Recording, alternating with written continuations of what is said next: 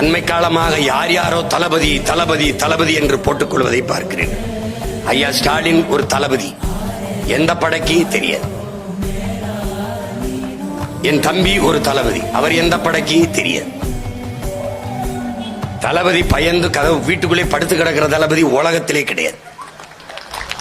என் அன்னையினத்தின் விடுதலைக்காக 6 படை, வான்படை, கடற்படை, கரும்புலிப்படை, காவல் படை, காலாட்படை, இப்படி 6 படைகளை கட்டி போராடிய புரட்சியாளன் எங்கள் உயிர் தலைவன் பிரபாகரன் கூட தளபதி என்று போட்டுக் கொண்டதில்.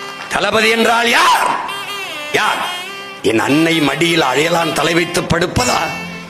என் அன்னை தமிழீழத்தில் அந்நியன் ஆதிக்கம் வருவதா